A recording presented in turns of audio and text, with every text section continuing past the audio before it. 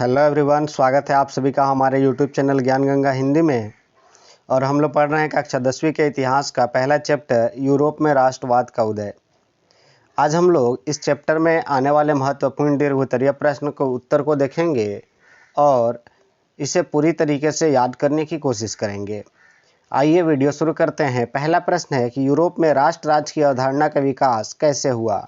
राष्ट्र राज्यों के निर्माण में क्या यह सफल रही। तो इसका आंसर लिखेंगे हम लोग कुछ इस तरीके से।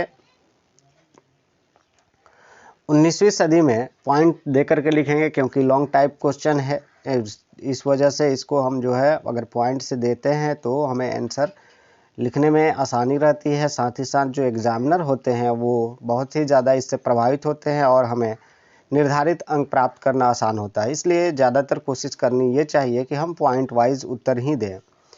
आपकी सहूलियत के लिए मैं इसका एक पीडीएफ भी दे दूंगा जो हमारे डिस्क्रिप्शन बॉक्स से आप डाउनलोड कर सकते हैं, लेकिन उसके पासवर्ड को आप वीडियो देखने के बाद ही प्राप्त करेंगे।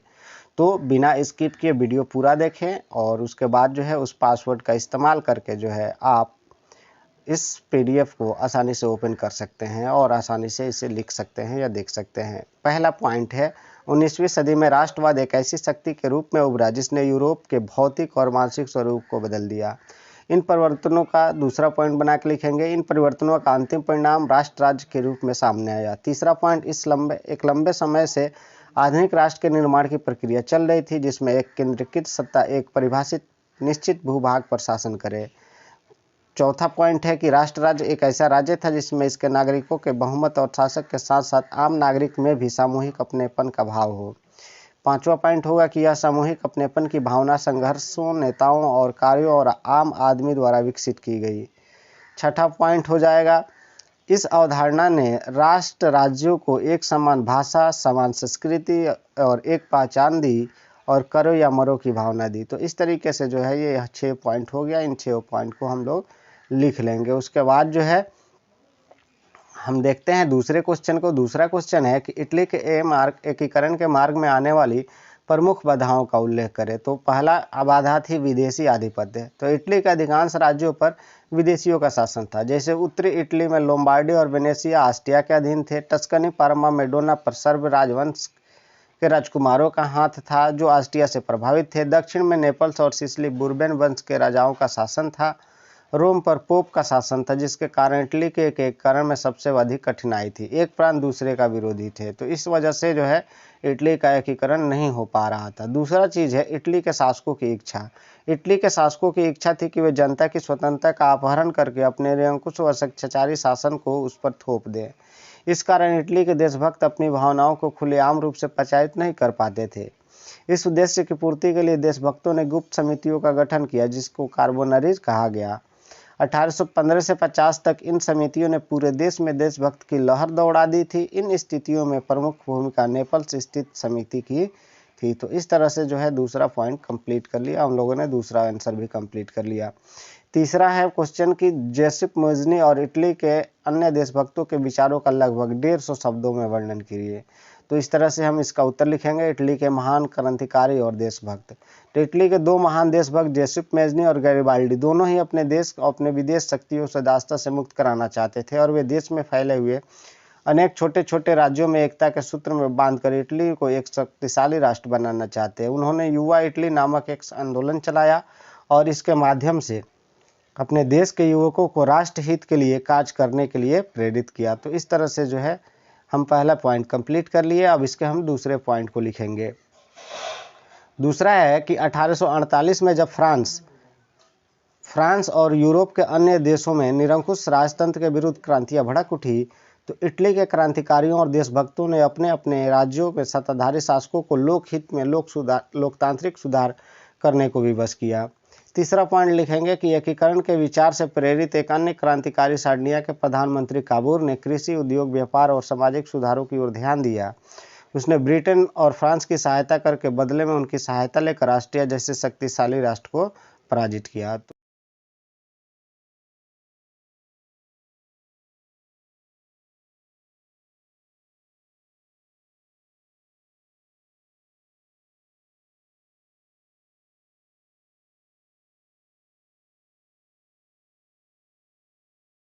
का समर्थन नहीं किया, वो अपने देशभक्तों और इटली के नौजवानों के साथ मिलकर सिसिली राज्यों की ओर कूच किया और 1848 के नवंबर माह के अंतिम दिनों तक 2 सिसिली राज्यों को इटली में मिला लिया गया।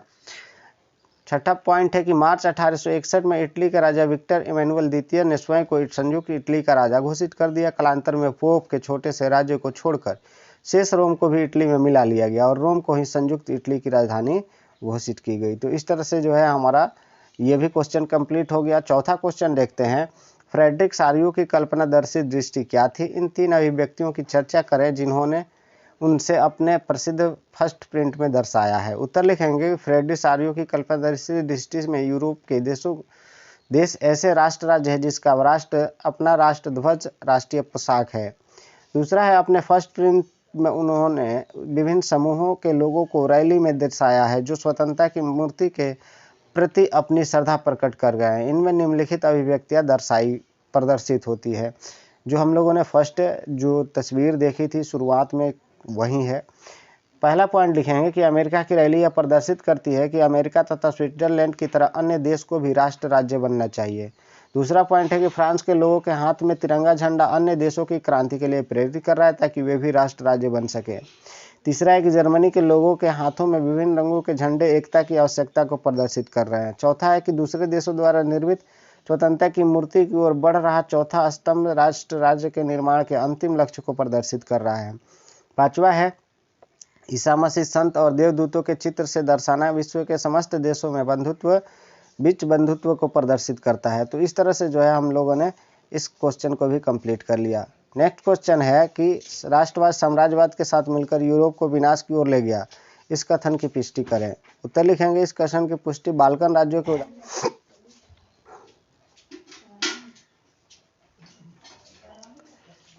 पहला पॉइंट लिखेंगे, बाल्कन राज्यों में आधुनिक रोमानिया, बुल्गारिया, अल्बेनिया, यूनान, Macedonia, Croatia, Bosnia Herzegovina, Slovenia, Serbia और मॉन्टेनेग्रो शामिल थे। इनमें से अधिकतर देश ऑटोमन साम्राज्य के अंग थे। रोमानी राष्ट्रवाद के प्रभाव से ऑटोमन साम्राज्य के अलगाव का एक दौर शुरू हुआ। दूसरा पॉइंट लिखेंगे कि बाल्कन प्रदेश के लोगों ने अपनी राष्ट्रीयता के आधार पर स्वतंत्रता और राजनीतिक अधिकार की मांग शुरू की। जैसे ही उन्हें स्वतंत्रता मिलती थी वे किसी न किसी विदेशी शक्ति का अधीन बना लिए जाते थे, यानी किसी विदेशी शक्ति जो था उन पर अपना वर्चस्व जमा लेता था। अब वे अपने क्षेत्र के विस्तार के लिए एक दूसरे के साथ संघर्ष करने लगे। यह दरअसल साम्राज्यवाद की शुरुआत थी।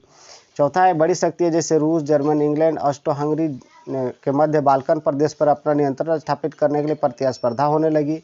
इसी प्रतिस्पर्धा ने अंततः प्रथम विश्व युद्ध को जन्म दिया तथा यूरोप को विनाश के कगार पर ला खड़ा किया। तो इस तरह से जो है हमारा पांचवा क्वेश्चन भी कंप्लीट हो गया। अब चलते हैं छठे क्वेश्चन की ओर। छठा है कि जर्मनी की प्रारंभिक राजनीतिक स्थिति और इसके एकीकरण से संबंधित प्रमुख कदमों की व्याख्या कीजिए। उसका उत्तर लिखेंगे। पहला पॉइंट देंगे कि एकीकरण से पूर्व जर्मनी की राजनीतिक स्थिति 18वीं शताब्दी में जर्मन के अनेक राज्यों में बटा हुआ था, जिनमें से कुछ शहरों के बड़े आकार के न थे।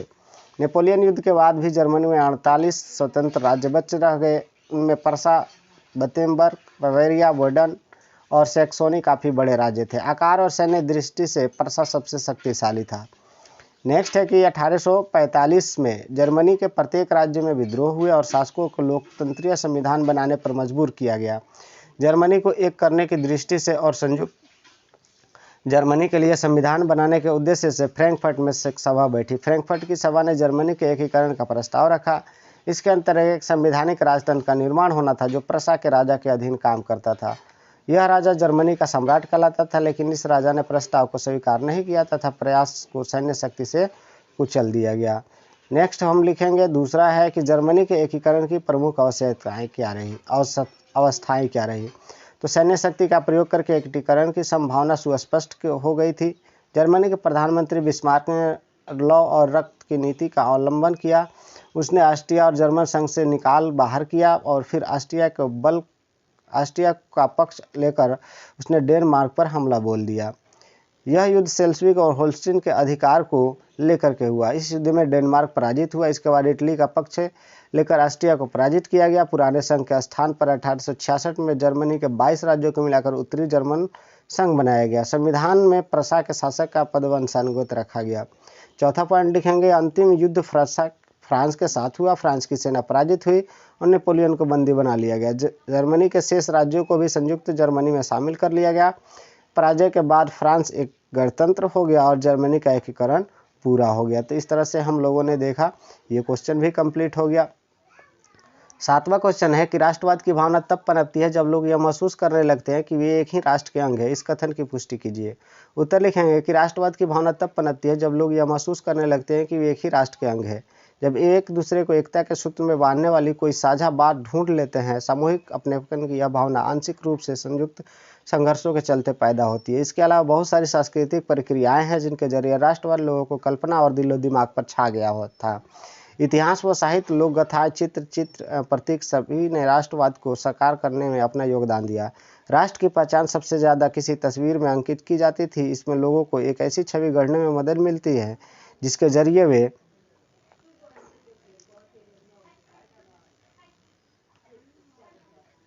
राष्ट्र को पहचान सकते थे। 20वीं सदी में राष्ट्रवाद के विकास के साथ भारत की पहचान भी भारत माता की छवि का रूप लेने लगी। यह तस्वीर पहली बार बंकिम चंद्र चट्टोपाध्याय ने बनाई थी। 1870 के दशक में उन्होंने मातृभूमि के अस्तित्व के रूप में वंदे मातरम गीत लिखा था। बाद में इसे उन्होंने अपने उपन्यास आनंद मठ में शामिल कर लिया। यह गीत बंगाल में स्वदेशी आंदोलन में खूब गाया गया। राष्ट्रवाद का विचार भारतीय लोक कथाओं को पुनर्जीवित करने के आंदोलन में भी मजबूत हुआ। 19वीं सदी के आखिर में राष्ट्रवादियों ने भाटों द्वारा, चारणों द्वारा गाई सुनाई जाने वाली लोक कथाओं को दर्ज करना शुरू कर दिया। वे लोकगीतों व जनश्रुतियों को इकट्ठा करने के लिए गांव-गांव घूमने लगे। उनका मानना था कि यही कहानी हमारी उस परंपरा संस्कृति की सही तस्वीर पेश करती है जो बाहरी ताकतों के प्रभाव से भ्रष्ट और दूषित हो चुकी है। अपनी राष्ट्रीय पहचान को ढूंढने और अपने अतीत में गौरव भाव पैदा करने के लिए इस लोक परंपराओं को बचाकर रखना बहुत जरूरी है।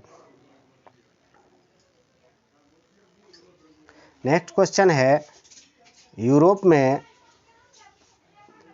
राष्ट्र के विचार के निर्माण में संस्कृति ने किस प्रकार महत्वपूर्ण भूमिका निभाई? उदाहरण सहित स्पष्ट कीजिए। इसका उत्तर लिखेंगे कि राष्ट्रवाद का विकास केवल युद्ध और क्षेत्रीय विस्तार से नहीं हुआ, बल्कि इससे विकास में संस्कृति ने भी महत्वपूर्ण भूमिका निभाई। कला, काव्य, कहानी, किस्सों और संगीत ने राष्ट्रीय भावनाओं को उभारने और व्यक्त करने में सहयोग दिया। इस संबंध में निम्नलिखित उदाहरण दिए जा सकते हैं, जिसमें पहला है रूमानीवाद। रूमानीवाद एक ऐसी सांस्कृतिक आंदोलन था जो एक विशेष प्रकार की राष्ट्रीय भावना का विकास करना चाहता था। रूमानी कलाकारों और कवियों ने तर्क, वितर्क और विज्ञान की देन के स्थान पर अंतर्दृष्टि राष्ट्रवादी भावनाओं पर बल दिया। उनका प्रयास था कि एक साझी सामूहिक विरासत की अनुभूति और एक साझे सांस्कृतिक अतीत को राष्ट्र का आधार बनाया जाए। जर्मन दार्शनिक योहान गॉटफ्राड जैसे रूमानी चिंतकों ने दावा किया कि सच्ची जर्मन संस्कृति उनके आम लोगों में निहित है। उनका विश्वास था कि राष्ट्र की सच्ची आत्मा लोकगीतों, जनकाव्य तथा लोक कथाओं से प्रकट होती है। इसलिए लोक संस्कृति के इन घटकों को एकत्र और अंकित करना राष्ट्र के निर्माण के लिए आवश्यक है। दूसरा पॉइंट हम लोग लिखेंगे, स्थानीय बोलियां एवं लोक साहित्य। राष्ट्रवाद के विकास के लिए स्थानीय बोलियां एवं बल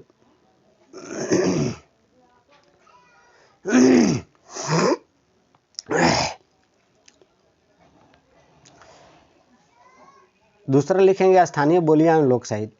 राष्ट्रवाद के विकास के लिए स्थानीय बोलियां एवं बल और स्थानीय लोक साहित्य को एकत्र किया गया। इसका उद्देश्य आधुनिक राष्ट्रीय संदेश को अधिक से अधिक लोगों तक पहुंचाना था। इनमें से अधिकांश निरक्षर थे। यह बात विशेष रूप से पोलैंड पर लागू होती है। इस देश का 18वीं शताब्दी के अंत में रूस, प्रसा, ऑस्ट्रिया जैसी बड़ी शक्तियों ने विभाजन कर दिया था। भले ही पोलैंड अब स्वतंत्र भू क्षेत्र नहीं था, तो भी संगीत और भाषा के माध्यम से वहाँ राष्ट्रीय भावना को जीवित रखा गया था। उदाहरण के लिए कैरोल कुपिस्की ने अपनी ओपेरा और संगीत से राष्ट्रीय संघर्ष का गुणगान किया और पोलेलेस तथा माजूरका जैसे लोक नृत्यों को राष्ट्रीय प्रतीक में बदल दिया। तो इस तरह से आज का जो ये लॉन्ग टाइप क्वेश्चन था हम लोगों ने देख लिया। अब हम लोग एनसीईआरटी से जो सवाल किए गए हैं पुस्तक में उसको देखेंगे और उसके आंसर को समझने की कोशिश करेंगे। तो आज के लिए बस इतना ही। मिलते हैं फिर नेक्स्ट वीडियो में एनसीईआरटी के क्वेश्चन आंसर को लेकर के। तब तक आप पढ़ते रहे, सीखते रहे, देखते रहें। धन्यवाद।